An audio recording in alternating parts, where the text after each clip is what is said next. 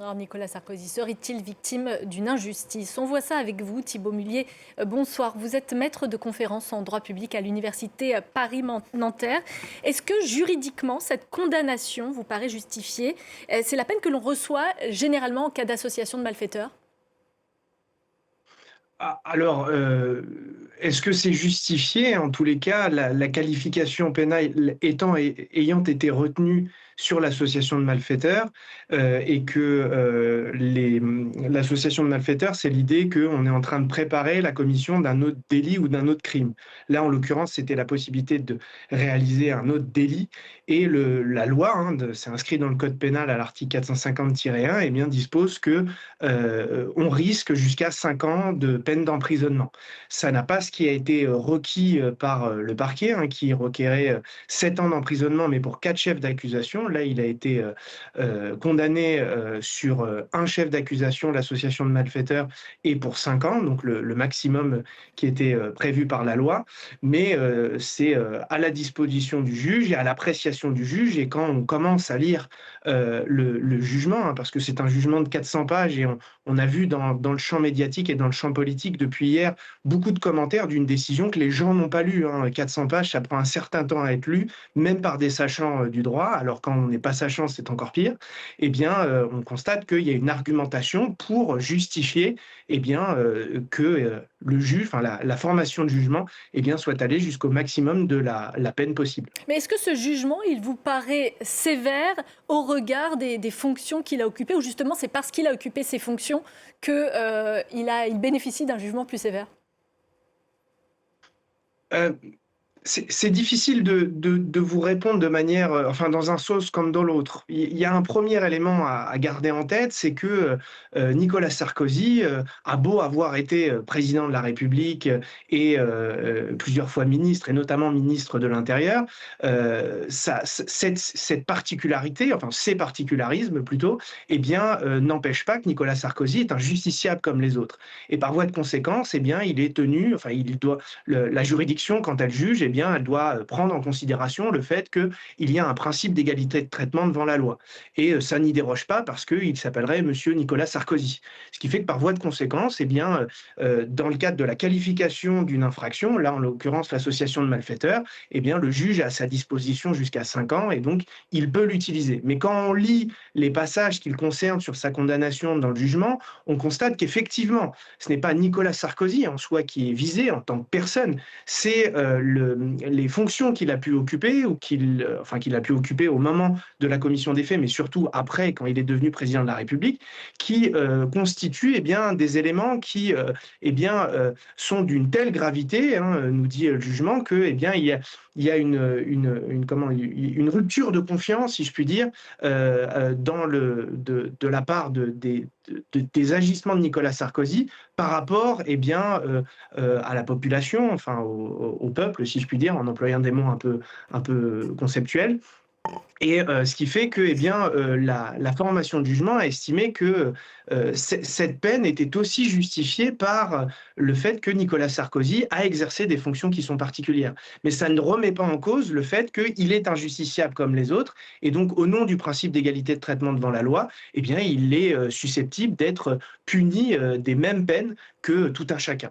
Alors, il y a beaucoup de réactions qui dénoncent à l'inverse ce jugement, celle de l'avocat de Nicolas Sarkozy tout d'abord, qui juge sa condamnation, je cite, mal fondée en droit et choquante. Et puis je voudrais vous lire le début de cet édito du journaliste et écrivain Franz-Olivier Gisbert qui est paru dans l'hebdomadaire Le Point. La condamnation de l'ancien président montre le glissement d'un pays où l'on ne juge plus en droit, mais à la tête du client. Qu'est-ce que vous pensez de cette phrase? Je pense, sur le 1er point, sur l'avocat, il est tout à fait dans son rôle. Mais, il le sait lui-même aussi, il défend un client, donc, de dire qu'il n'est pas d'accord avec une décision de justice qui n'est pas vraiment favorable à son client, ça peut tout à fait se comprendre pour un avocat.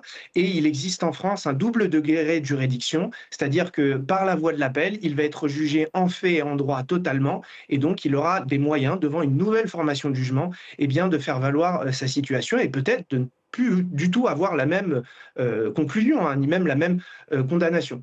Sur ce que dit M. Franz-Olivier Gisberg, il n'est pas le seul et à titre personnel, en tant que juriste et encore plus en tant que constitutionnaliste, moi, je suis inquiet de lire ce genre de déclaration qui montre deux choses. La première, mais on ne peut pas leur en vouloir, c'est un manque de maîtrise des concepts. On l'a vu ce matin, par exemple, sur une radio qu'on ne peut pas suspecter d'être pro-Sarkozy, France Culture, où Alain Finkielkraut invoque Montesquieu et la séparation des pouvoirs pour en conclure que les juges n'ont plus de limites. Ce qui montre, d'une part, un manque total de maîtrise du concept de séparation des pouvoirs et en plus, un manque de maîtrise de ce qu'est l'institution judiciaire.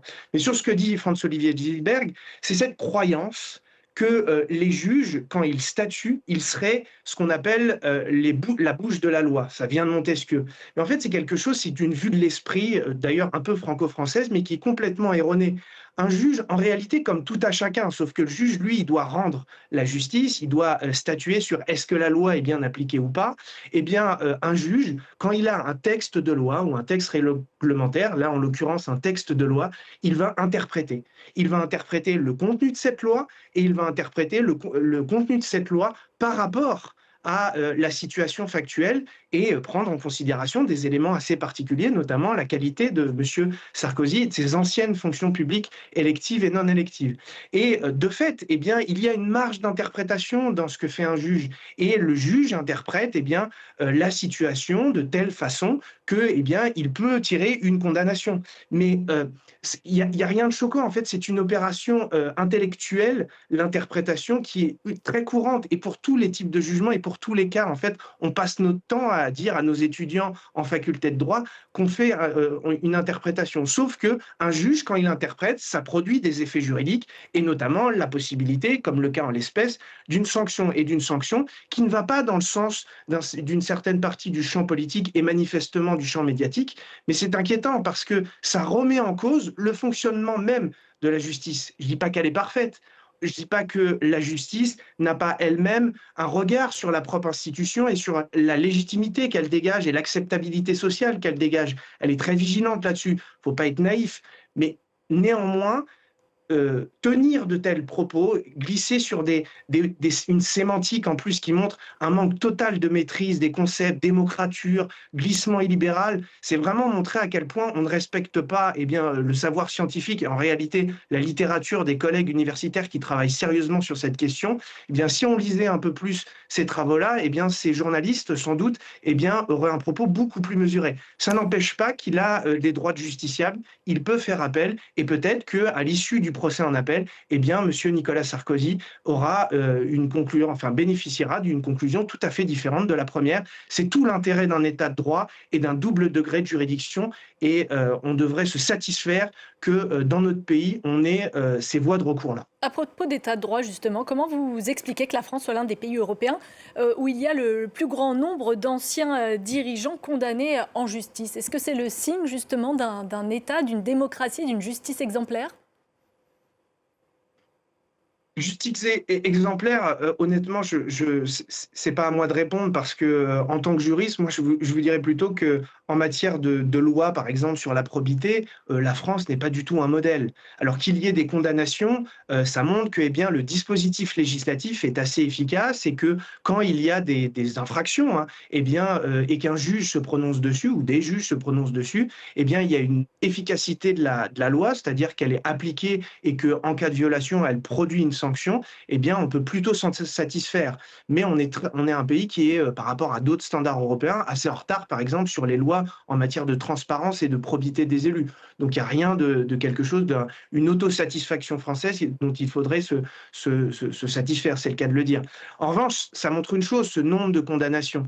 Et c'est là où il y a quelque chose qui est assez dramatique hein, de notre pays, c'est que des personnes qui consacrent hein, une partie de leur vie avec la professionnalisation de la vie politique, une partie de leur vie importante à la poursuite de l'intérêt général au niveau local, au niveau national, mais à la poursuite de l'intérêt général, qui est une cause assez noble hein, sur le papier, en tout cas théoriquement, et qui, in fine, eh bien, sont condamnés pour des des infractions qui sont parfois graves, hein. Monsieur Sarkozy, ça a été complètement sorti du champ médiatique parce que le cadrage médiatique, notamment opéré par les proches de Monsieur Sarkozy, a été très efficace. Mais on parle d'association de malfaiteurs, hein. C'est une infraction qui figure dans le code pénal et qui figure dans le chapitre relatif aux atteintes à la nation, à l'État et à la paix publique. Ce n'est pas du tout anodin, hein, de l'avoir mis dans ce chapitre. Eh bien, on constate qu'un certain nombre de responsables politiques, eh bien, ne poursuivent pas ce pourquoi ils s'engagent, c'est-à-dire l'intérêt général.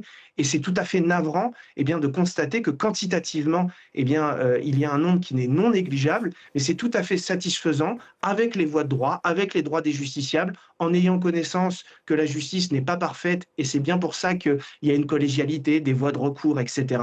Eh bien, on peut se satisfaire que qualitativement, quand des responsables publics qui sont titulaires de fonctions publiques électives et non électives et poursuivent l'intérêt général, dérogent à cet intérêt général, eh bien, ils n'échapperont pas à la loi. Il n'y a pas un privilège Merci. de juridiction, même si on poursuit l'intérêt général. Merci beaucoup Thibault Mullier d'avoir répondu à la question Et qui fâche sur France 24. Merci de nous avoir accordé ces quelques minutes.